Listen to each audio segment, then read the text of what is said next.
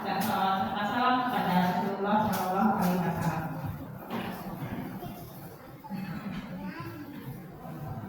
Oke, Ustadz Ustazah yang saya hormati, sebelumnya saya mengucapkan terima kasih atas kehadiran Ustadz Ustazah dan kesediaan Ustazah untuk melanjutkan pada sesi terakhir pada pertemuan kali ini, yaitu mengenai diseminasi aksi nyata budaya positif keyakinan kelas. Jadi memang salah satunya kenapa waktu itu Ustadz Arif juga mendukung saya untuk ikut CGP, karena memang seperti kata teman-teman sekalian, ada hal-hal yang perlu kita pelajari di kurikulum Merdeka, dan itu salah satu jalannya untuk memperdalam pemahaman kita mengenai kurikulum Merdeka adalah dengan melalui program guru penggerak seperti itu. Nah, dan pada modul 1.4 yang sekarang yaitu mengenai budaya positif, ini kami diberikan tugas untuk mendiseminasikan materi tentang budaya positif ini agar bukan hanya saya sebagai peserta saja yang mendapatkan pemahaman mengenai budaya positif, tapi teman-teman saya juga di sekolah itu juga bisa mendapatkan pemahaman mengenai apa itu budaya positif. Dan pada kesempatan kali ini budaya positif yang saya ambil itu lebih spesifik kepada keyakinan kelas. Oke, sebelumnya saya dari kajian 3. Yang pertama itu mengenai teori-teori yang berkaitan tentang budaya positif itu. Kemudian yang kedua, aksi nyata yang saya lakukan yaitu mengenai keyakinan kelas, utamanya di kelas 8A. Dan yang ketiga ini nanti terkait laporan saya mengenai kegiatan saya pada hari ini. Oke, yang pertama terkait landasan teori. Di modul yang paling pertama mengenai budaya positif yaitu adalah tentang disiplin diri. Nah, di sini maksud dari kurikulum Merdeka, disiplin itu bagaimana kita mendisiplinkan anak-anak tanpa hukuman. Nah, ini yang pertama, makanya mereka menjelaskan dulu makna disiplin. Jadi disiplin ini sebagai pendidik, kita itu diharapkan dapat menciptakan anak-anak yang memiliki disiplin yang mengacu pada nilai-nilai kebajikan universal dan memiliki motivasi intrinsik, bukan ekstrinsik, seperti itu. Jadi kalau selama ini anak-anak masih disiplin tapi karena hukuman, itu artinya anak-anak kita disiplin tapi dari ekstrinsik. Nah, nanti di sini ada caranya bagaimana anak-anak itu disiplin tapi dari dalam diri mereka. Nah, ini tadi dia sempat menyinggung tentang kebajikan universal. Ini saya singkat-singkat modulnya, jadi saya ambil inti-intinya saja. Saya harap nanti kita bisa menerapkannya, baik itu sebagai wali kelas ataupun sebagai guru mata pelajaran ataupun sebagai guru BK, karena memang waktu saya menerapkannya saya merasa kok saya jadi konseling ya sama anak-anak seperti itu. Tapi ternyata memang wali kelas juga diharapkan bisa menyelesaikan masalah-masalah yang ada pada anak-anak melalui teori-teori ini. Kemudian tadi di disiplin diri materi itu sempat menyinggung tentang kebajikan universal. Jadi di modul itu ada sekitar 6 atau 7 kebajikan universal. Namun di kurikulum kita itu mengenal ada yang namanya kebajikan nasional yang dijawantahkan menjadi profil belajar Pancasila.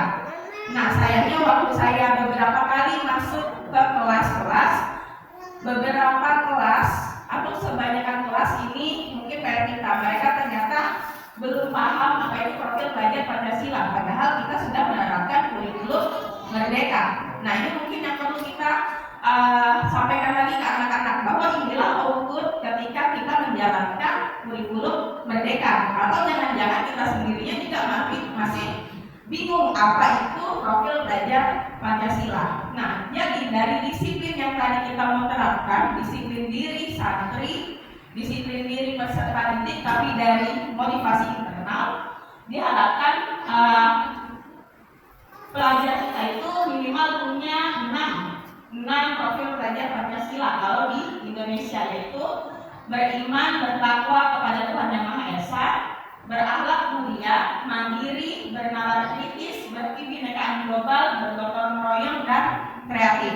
Hal-hal dasar ini hal-hal dasar di kurikulum Merdeka. Saya tanyakan pada kelas tinggi saja, mereka masih belum mengatakan nggak paham Ustazah, anak kami belum pernah diberikan terkait hal ini seperti itu. Jadi ketika saya bilang pelajar Pancasila, mereka mikirnya ke proyek, padahal inilah output yang kita inginkan ada pada diri anak-anak. Itu yang di Indonesia sistem pendidikan kita menjewantahkannya menjadi profil pelajar Pancasila. Tapi secara universal kita ada IBO Primary Girls Program, ada juga beberapa yang lainnya, itu lebih banyak lagi. Ini nanti yang akan kita jadikan acuan mengenai keyakinan kelas. Nah, kemudian selanjutnya adalah motivasi perilaku manusia, baik itu perilaku baik ataupun perilaku buruk. Di sini Diane Gosser itu mengatakan ada 3 motivasi perilaku manusia. Yang pertama, untuk menghindari ketidaknyamanan atau hukuman. Yang kedua, untuk mendapatkan imbalan atau menghargai orang lain. Nah, yang ketiga ini yang kita harapkan ada pada diri anak-anak kita, yaitu untuk menjadi orang yang mereka inginkan dan menghargai diri mereka sendiri dengan nilai-nilai yang mereka percaya. Jadi harapannya ketika mereka masuk kelas tepat waktu, mereka berseragam dengan rapi, itu bukan karena takut dipanggil kedisiplinan, bukan karena takut dihukum sama gurunya, bukan, tapi bagaimana mereka percaya bahwa mereka menghargai diri mereka sendiri dan mereka punya nilai yang ingin mereka wujudkan, seperti itu. Kemudian, ini nanti ada bedanya hukuman, konsekuensi, dan restitusi. Kita biasanya guru-guru itu, ini sebelum saya mempelajari, biasanya kita tahunya hukuman sama konsekuensi. Tapi ternyata di Kurmer itu menyodorkan sebuah solusi, yaitu namanya restitusi. Nah, kalau saya pribadi itu baru tahu restitusi. Kalau teman-teman, apakah sebelumnya sudah tahu ya tentang restitusi ya? Atau mungkin di BK ada Ustaz restitusi? Saya pertama kali dengar restitusi itu waktu sama ibu pengawas kita, Ibu Happy ya. Nah, Ibu Happy bilang di akreditasi sekarang itu ada menyinggung tentang restitusi. Nah, alhamdulillahnya kemarin di modul 1.4 itu ada juga menyinggung tentang restitusi ini. Jadi kalau di kurikulum Merdeka mereka menawarkan solusi restitusi bagi anak-anak yang melakukan pelanggaran, melakukan pelanggaran. Jadi kalau biasanya kan kita itu menghukum. Jadi hukuman itu kalau di sini dia tidak terencana atau tiba-tiba ada masalah kita hukum, itu hukuman. Kalau konsekuensi kita sudah bicarakan, kalau kamu terlambat, kamu akan kekurangan ketinggalan materi atau harus menulis sambil berdiri dan segala macam, itu konsekuensi. Itu sudah kita sepakati sesama guru dan siswa. Adapun restitusi yang ditawarkan oleh Kurmer, restitusi itu dia bersifat kolaboratif. Jadi santrinya kita ajak untuk menyadari dia salah tidak. Kamu datang terlambat itu salah tidak, seperti itu. Kemudian alasan atau penyebabnya apa. Kemudian mau memperbaiki atau tidak. Keyakinan diri yang akan kamu bentuk suatu di masa yang akan datang itu apa. Nanti ada tahapan-tahapan dari segitiga restitusi ini. Oke. Ini teorinya dari Charlson sama termasuk tadi Diane Gosser itu. Oke, kemudian, ini dia yang mungkin yang paragraf terakhir. Restitusi itu membantu siswa untuk menjadi lebih memiliki tujuan dan memulihkan dirinya setelah berbuat salah. Penekanannya bukan pada bagaimana mereka menyenangkan orang lain. Jadi siswa itu masuk ke kelas atau menjadi berprestasi bukan untuk menyenangkan kita gurunya, tapi tujuannya adalah dia menjadi orang yang menghargai nilai-nilai kebaikan yang mereka percayai. Makanya nanti di dialog restitusi ini itu nanti ada kita tanyakan ke depannya mau jadi orang yang seperti apa, orang seperti apa yang kamu yakini, seperti itu. Nilai-nilai seperti apa yang kamu yakini ingin diwujudkan dalam dirimu. Oke. Nah, sebelumnya ini ketika sehari-hari kita jadi guru ataupun mungkin menjadi orang tua ataupun menjadi kakak, sebenarnya kita punya 5 posisi kontrol ketika menghadapi orang-orang yang melakukan pelanggaran. Ada menghukum, pemantau, tidak. Tahap pertama itu ada penghukum, ada pembuat rasa bersalah, ada teman, ada pemantau, dan ada manajer. Seperti itu. Nah, kira-kira Ustadz kita di SMP dan SMA MBS Harapan, kita dari 5 posisi kontrol, kita itu lebih sering di posisi mana?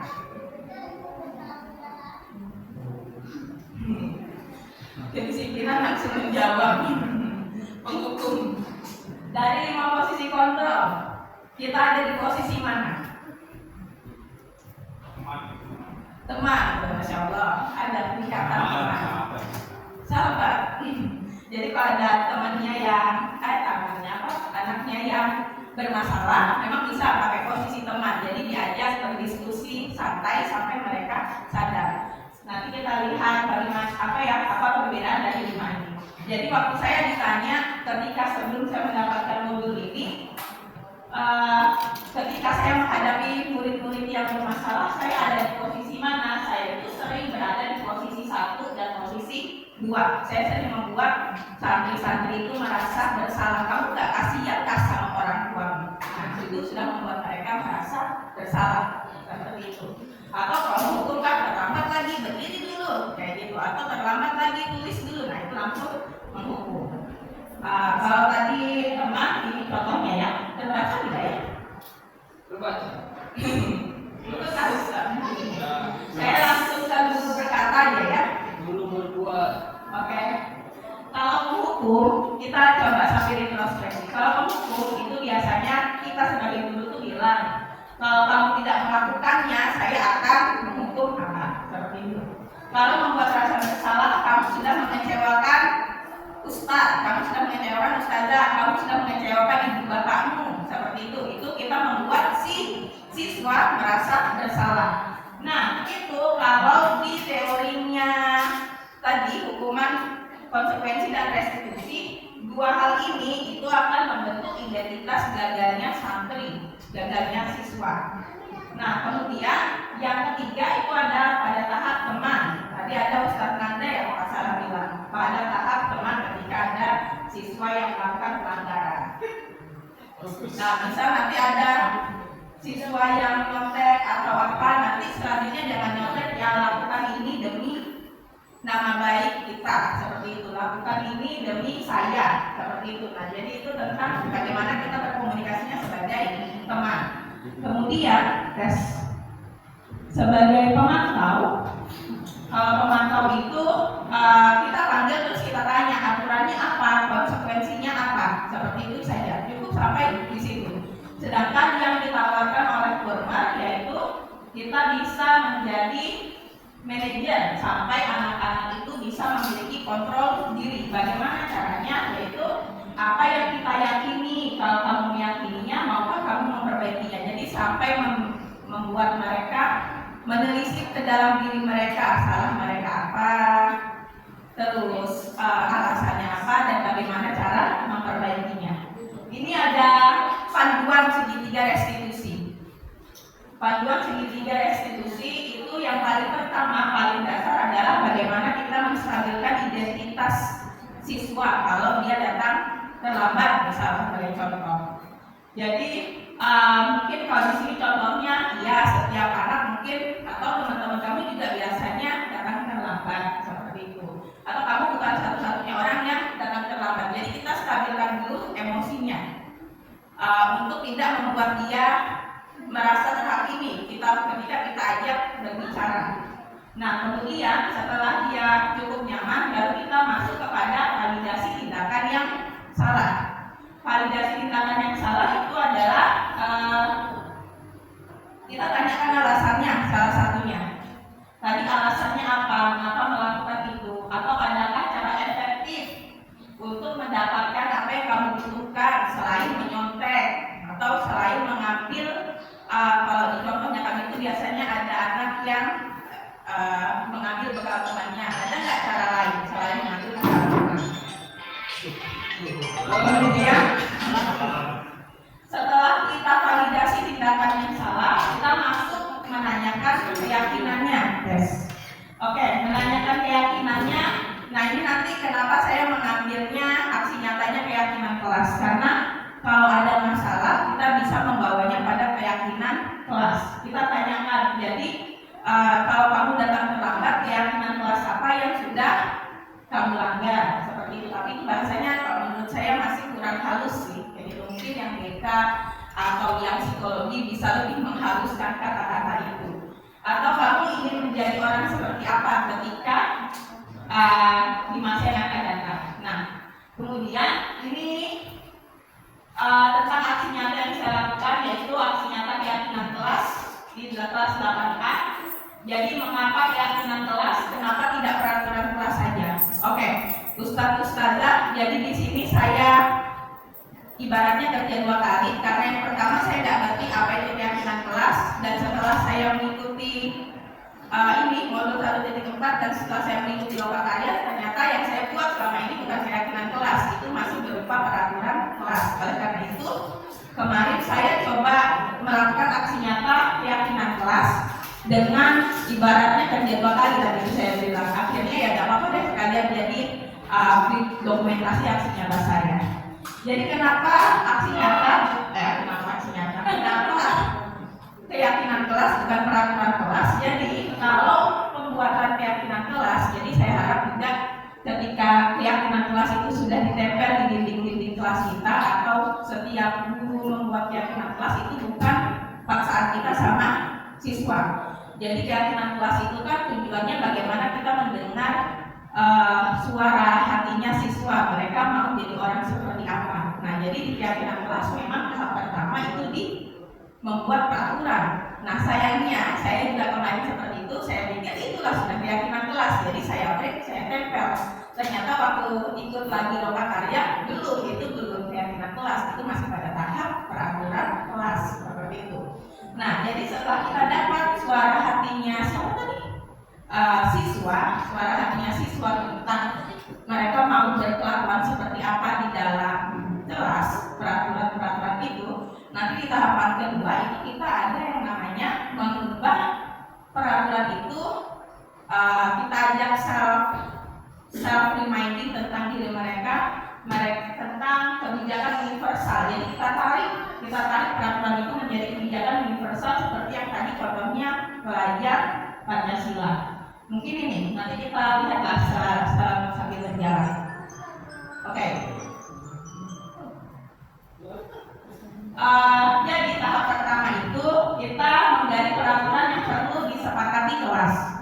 Kalau biasanya itu bisa pakai suara, misal ada masukan nomor 1 apa, nomor 2 apa, nomor 3 apa, seperti itu. Tapi ada juga yang pakai sticky note. Nah, kalau saya kemarin pakai sticky note atau kertas karton, kemudian ditempel di papan tulis. Nah, setelah itu nanti kalau sudah terkumpul, kita list yang sama, mungkin kita jadikan satu, dan yang kalimat-kalimat negatif kita ubah menjadi kalimat positif, seperti itu. Kemudian yang ketiga, setelah kita jadikan kalimat positif sudah kita kelompokkan masing-masing, kita salingkan dia menjadi kebajikan atau keyakinan. Contohnya, sebentar ya.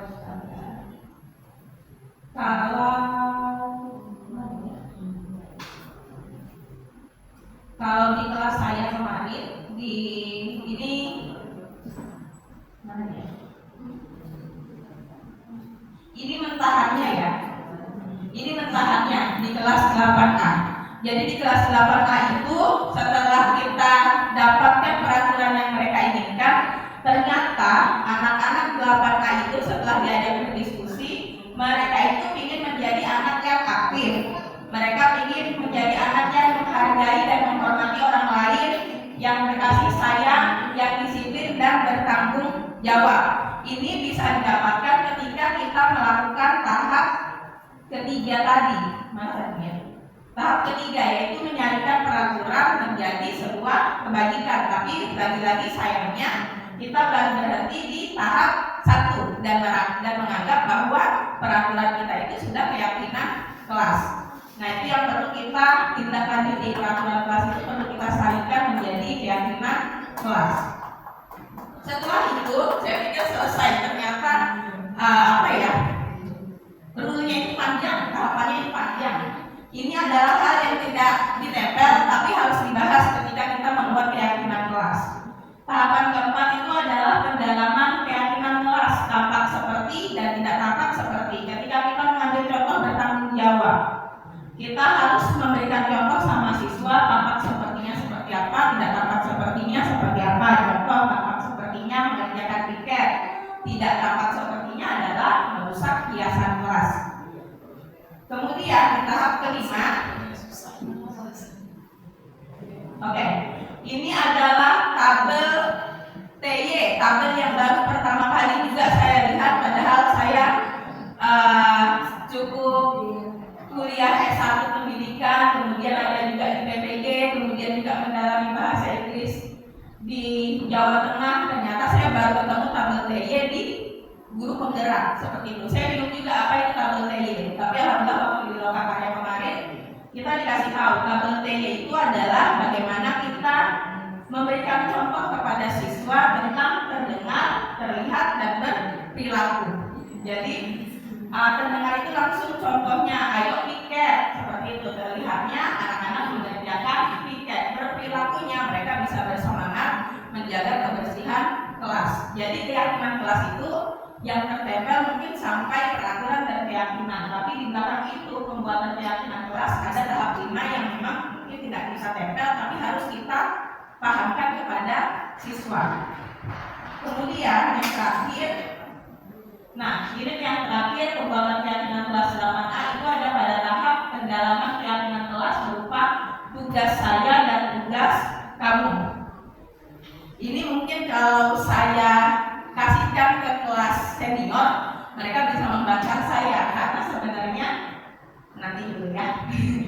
Guru tugasnya di sini ada 4 kolom, ada tugas guru, tugas murid, bukan tugas guru dan bukan tugas murid.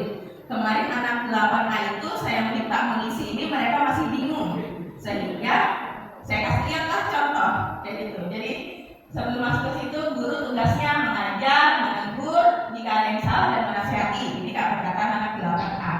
Kemudian murid tugasnya menghormati guru, belajar, mencoba pengalaman baru dan bertanya. Kemudian guru tugasnya bukan, ini kalau dari aspirasi anak kelas 8A ya, guru itu nggak boleh membersihkan kelas, biar mereka cuma menegur, biar mereka yang mengambil. Kemudian guru itu nggak boleh menyakiti atau disakiti. Menyakiti ibarat lari dulu 10 kali atau lompat dulu. Nah ini mereka termasuk sepakat untuk jangan disakiti dan jangan menyakiti, seperti itu. Kemudian guru juga tugasnya bukan marah-marah. Mereka bilang, Ustazah, guru juga tugasnya bukan marah-marah, seperti itu. Jadi saya tambah, guru tugasnya bukan marah-marah tanpa sebab yang jelas, kayak gitu. Jadi memang harus ada dialog. Karena kalau nggak marah-marah ya bingung juga ya. Karena kita juga perlu menegur, tapi harus ada sebab yang jelas. Nah, di sini yang mungkin kalau saya kasihkan